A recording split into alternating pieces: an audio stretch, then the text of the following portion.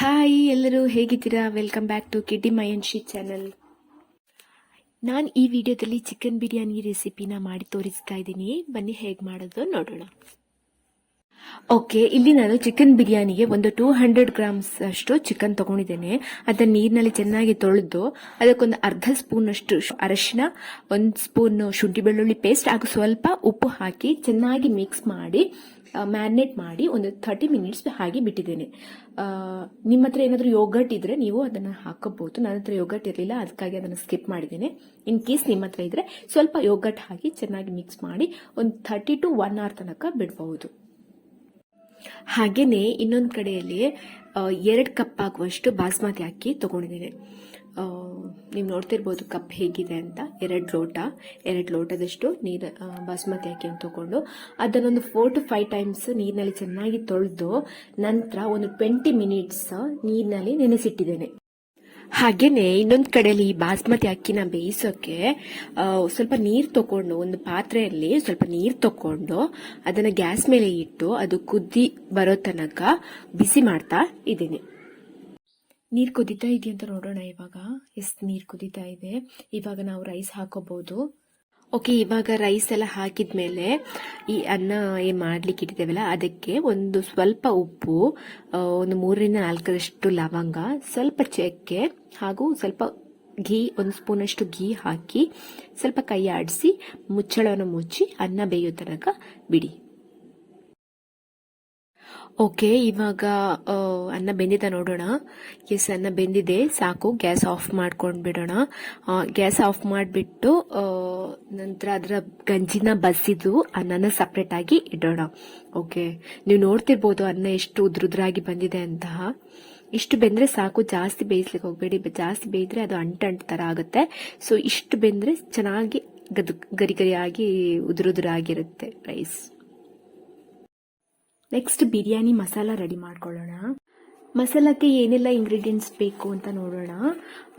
ಫಸ್ಟಿಗೆ 1 ಸ್ಪೂನ್ ಅಷ್ಟು ಸೋಂಪು, ಒಂದು 4 ಕಾಳು ಮೆಣಸು ತಗೊಳ್ಳಿ, ಒಂದು 2 ಏಲಕ್ಕಿ, 3 ರಿಂದ 4 ಲವಂಗ, 2 ದೊಡ್ಡ ಗಾತ್ರದ ಚಕ್ಕೆ, 1 ಸ್ಪೂನ್ ಜೀರಿಗೆ, 2 ಸ್ಪೂನ್ ಕೊತ್ತಂಬರಿ ಬೀಜ, ದೊಡ್ಡ ಗಾತ್ರದ ಆನಿಯನ್, 2 ಟೊಮ್ಯಾಟೊ. ನೀವೇನಾದರೂ ಚಿಕನ್ ಮ್ಯಾರಿನೇಟ್ ಮಾಡುವಾಗ ಕರ್ಡ್ ಏನಾದರೂ ಯೂಸ್ ಮಾಡಿದ್ರೆ ಟೊಮ್ಯಾಟೊ ಇಲ್ಲೂ ಒಂದು ಸಾಕು.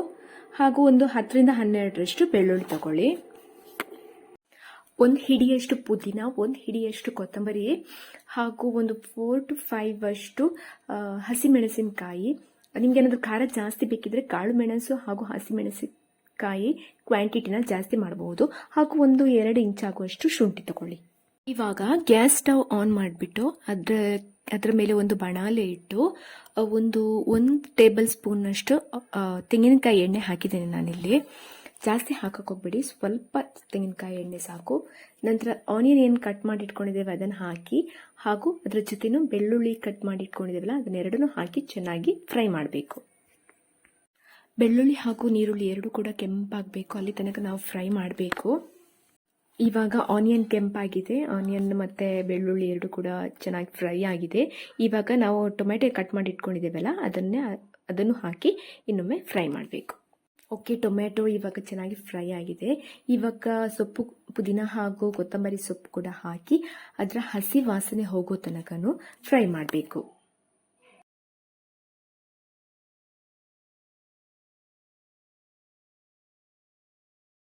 ಇವಾಗ ಪುದೀನ ಹಾಗೂ ಕೊತ್ತಂಬರಿ ಸೊಪ್ಪು ಚೆನ್ನಾಗಿ ಫ್ರೈ ಆಗಿದೆ. ಇವಾಗ ನಾವು ಡ್ರೈ ಇಂಗ್ರೀಡಿಯೆಂಟ್ಸ್ ಏನೆಲ್ಲ ಇದೆಯೋ ಅದನ್ನೆಲ್ಲವನ್ನು ಹಾಕಿ ಸ್ವಲ್ಪ ಫ್ರೈ ಮಾಡೋಣ. ಎಲ್ಲವನ್ನು ಹಾಕಿ ಕೊತ್ತಂಬರಿ ಬೀಜ, ಜೀರಿಗೆ, ಸೋಂಪು, ಕಾಳುಮೆಣಸು, ಚಕ್ಕೆ ಲವಂಗ, ಡ್ರೈ ಇಂಗ್ರೀಡಿಯೆಂಟ್ಸ್ನ ಒಂದು 1 to 2 ಮಿನಿಟ್ಸ್ ಫ್ರೈ ಮಾಡಿದರೆ ಸಾಕು. ಕೊನೆಗೆ ಹಸಿಮೆಣಸಿನಕಾಯಿ ಮತ್ತು ಶುಂಠಿ ಹಾಕಿ ಒಂದು 10 ಸೆಕೆಂಡ್ಸ್ ಫ್ರೈ ಮಾಡಿ. ಹಸಿಮೆಣಸು ಯಾವುದೇ ಕಾರಣಕ್ಕೂ ಸ್ಮೂತ್ ಆಗೋಷ್ಟು ತನಕ ಫ್ರೈ ಮಾಡಬೇಡಿ, ಅದು ಸ್ಮೂತ್ ಆಗಬಾರ್ದು. ಸೊ ಒಂದು 10 ಸೆಕೆಂಡ್ಸ್ ಫ್ರೈ ಮಾಡಿದರೆ ಸಾಕು. ಫ್ರೈ ಆದಮೇಲೆ ಗ್ಯಾಸ್ ಆಫ್ ಮಾಡಿಬಿಡಿ. ಗ್ಯಾಸ್ ಆಫ್ ಮಾಡಿದ ಮೇಲೆ ಮಸಾಲ ಪದಾರ್ಥ ಏನು ಹುರಿದಿಟ್ಟಿದ್ದೇವಲ್ಲ ಅದು ಚೆನ್ನಾಗಿ ತಣ್ಣಗಾಗೋ ತನಕ ಹಾಗೇನೆ ಬಿಡಿ. ಕಂಪ್ಲೀಟಾಗಿ ತಣ್ಣಗಾದ್ಮೇಲೆ ಅದನ್ನು ಮಿಕ್ಸಿ ಜಾರಿಗೆ ಹಾಕಿ ಸಣ್ಣಗೆ ರುಬ್ಬಿಕೊಳ್ಳಿ. ಇಲ್ಲಿ ನಾನು ಮಿಕ್ಸಿ ಜಾರಿಗೆ ಹಾಕುವಾಗ ಸ್ವಲ್ಪ ನೀರು ಕೂಡ ಆ್ಯಡ್ ಮಾಡಿ ರುಬ್ಬಿದ್ದೇನೆ. ನೀವು ಕೂಡ ಹಾಗೆ ಸ್ವಲ್ಪ ನೀರು ಹಾಕಿ ರುಬ್ಕೊಳ್ಳಿ. ನೋಡಿ, ಮಸಾಲ ಇಷ್ಟು ಗ್ರೈಂಡ್ ಆದರೆ ಸಾಕು. ಓಕೆ, ಇವಾಗ ಗ್ಯಾಸ್ ಸ್ಟವ್ ಆನ್ ಮಾಡ್ಕೊಳ್ಳಿ. ಆನ್ ಮಾಡಿದ್ಮೇಲೆ ಒಂದು ಪಾತ್ರೆ ಇಟ್ಟು ಅದಕ್ಕೆ ಒಂದು 3 ಸ್ಪೂನ್ನಷ್ಟು ತುಪ್ಪ ಹಾಗೂ ಒಂದು 2 ಸ್ಪೂನ್ನಷ್ಟು ತೆಂಗಿನಕಾಯಿ ಎಣ್ಣೆ. ಓಕೆ, ತೆಂಗಿನಕಾಯಿ ಎಣ್ಣೆ ಹಾಕಿ ಸ್ವಲ್ಪ ಬಿಸಿ ಆಗೋಕ್ಕೆ ಬಿಡಿ. ತುಪ್ಪ ಮತ್ತು ಎಣ್ಣೆ ಸ್ವಲ್ಪ ಕಾದಾಗ ಅದಕ್ಕೆ ಚಕ್ಕೆ, ಲವಂಗ, ಏಲಕ್ಕಿ, ಕಾಳುಮೆಣಸು, 1-2 ಚಕ್ಕೆ, ಒಂದು 4-5 ಏಲಕ್ಕಿ ಮತ್ತು 4-5 ಲವಂಗ, ಹಾಗೆ ಒಂದು 5-6 ಕಾಳುಮೆಣಸು ಹಾಕಿ ಸ್ವಲ್ಪ ಬಿಸಿ ಆಗಿ ಬಿಡಿ. ಸ್ವಲ್ಪ ಫ್ರೈ ಆದರೆ ಸಾಕು, ಜಾಸ್ತಿ ತುಂಬ ಕಪ್ಪಾಗೋಷ್ಟು ತನಕ ಫ್ರೈ ಮಾಡಬೇಕಾಗಿಲ್ಲ, ಸ್ವಲ್ಪ ಫ್ರೈ ಆದರೆ ಸಾಕು.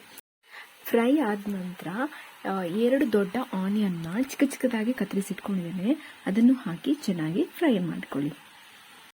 ಆನಿಯನ್ ಏನು ಕೆಂಪಾಗೋ ತನಕ ಹುರಿಬೇಕಾಗಿಲ್ಲ, ಜಸ್ಟ್ ಅದರ ಹಸಿ ವಾಸನೆ ಹೋಗೋ ತನಕ ಹುರಿದ್ರೆ ಸಾಕು. ಆನಿಯನ್ ಇಷ್ಟು ಫ್ರೈ ಆದರೆ ಸಾಕು. ಇವಾಗ ನಾವು ರುಬ್ಕೊಂಡಿರೋ ಮಸಾಲನ್ನು ಹಾಕಿ ಸ್ವಲ್ಪ ಕುದಿಲಿಕ್ಕೆ ಬಿಡಬೇಕು. ನಾನೀಗ ಹಾಕ್ತಾ ಇದ್ದೀನಿ. ಹಾಕಿದ ಮೇಲೆ ಸ್ವಲ್ಪ ಹೊತ್ತು ಅದು ಕುದಿ ಬರಬೇಕು. ಕುದಿ ಬರೋ ತನಕ ಹಾಗೆ ಬಿಡಬೇಕು.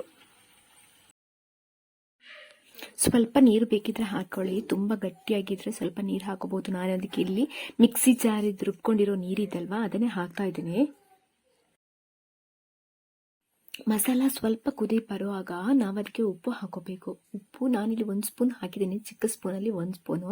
ಉಪ್ಪು ಜಾಗ್ರತೆಯಲ್ಲಿ ಹಾಕೊಳ್ಳಿ, ನೋಡ್ಕೊಂಡು ಹಾಕೊಳ್ಳಿ. ಯಾಕಂದರೆ ಫಸ್ಟ್ ಏನಂದರೆ ನಾವು ಚಿಕನ್ ಪೀಸ್ ಮ್ಯಾರಿನೇಟ್ ಮಾಡುವಾಗ ಉಪ್ಪು ಹಾಕೊಂಡಿದ್ದೇವೆ, ಸೆಕೆಂಡ್ ನಾವು ರೈಸಿಗೂ ಕೂಡ ಹಾಕಿಟ್ಟಿದ್ದೇವೆ. ಸೊ ಹಾಗಾಗಿ ಈ ಗ್ರೇವಿಗೆ ಹಾಕುವಾಗ ಸ್ವಲ್ಪ ನೋಡ್ಕೊಂಡು ಉಪ್ಪು ಹಾಕಿ.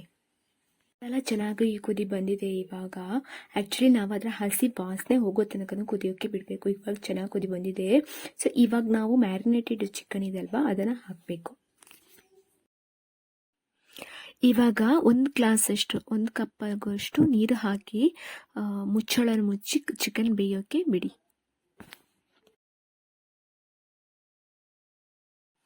ಇವಾಗ ನಾನು 2 ಟೇಬಲ್ ಸ್ಪೂನ್ ಅಷ್ಟು ರೆಡ್ ಚಿಲ್ಲಿ ಪೌಡರ್ ಹಾಕ್ತಾ ಇದ್ದೀನಿ.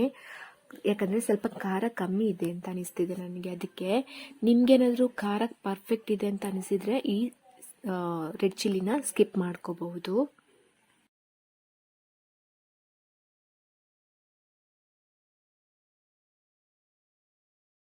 ಚಿಕನ್ ಇವಾಗ ಕರೆಕ್ಟಾಗಿ ಬೆಂದಿದೆ. ಸೊ ನಾವೀಗ ರೈಸನ್ನ ಆ್ಯಡ್ ಮಾಡೋಣ. ಸ್ವಲ್ಪನೇ ರೈಸ್ ಹಾಕಿ ಮಸಾಲ ಜೊತೆ ಮಿಕ್ಸ್ ಮಾಡ್ತಾ ಇರಿ. ಗ್ಯಾಸ್ ಸ್ಟವ್ ಆಫ್ ಮಾಡಿಲ್ಲ, ಇನ್ನು ಕೂಡ ಲೋ ಫ್ಲೇಮಲ್ಲಿ ಇಟ್ಟಿದ್ದೇನೆ. ಸೊ ಜಾಸ್ತಿನೂ ಕೈ ಆಡಿಸೋದು ಕೂಡ ಹೋಗಬಾರ್ದು, ಯಾಕಂದರೆ ರೈಸ್ ಏನಿದೆ ಅದು ಕಟ್ಟಾಗುತ್ತೆ. ಸೊ ಸ್ವಲ್ಪ ಜಾಗೃತಿಯಿಂದ ಕೈ ಆಡಿಸಿ ಮಸಾಲ ಜೊತೆ ರೈಸ್ನ ಮಿಕ್ಸ್ ಮಾಡ್ಕೋಬೇಕಾಗತ್ತೆ.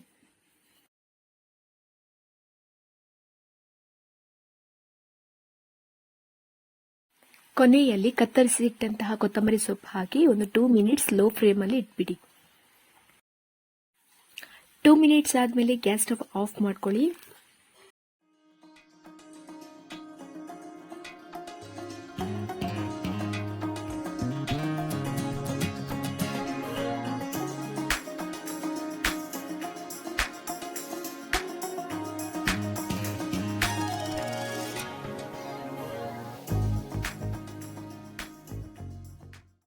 ಫೈನಲಿ ಚಿಕನ್ ಬಿರಿಯಾನಿ ರೆಡಿಯಾಗಿದೆ.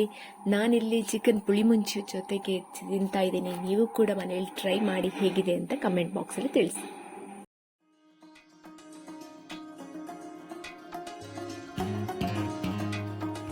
ಈ ವಿಡಿಯೋ ಇಷ್ಟ ಆಗಿದ್ರೆ ಲೈಕ್ ಮಾಡಿ, ಕಮೆಂಟ್ ಮಾಡಿ, ಶೇರ್ ಮಾಡಿ. ಯಾರೆಲ್ಲ ಸಬ್ಸ್ಕ್ರೈಬ್ ಮಾಡಿಲ್ವೋ ಪ್ಲೀಸ್ ಸಬ್ಸ್ಕ್ರೈಬ್ ಮಾಡಿ. Thank you for watching. Bye.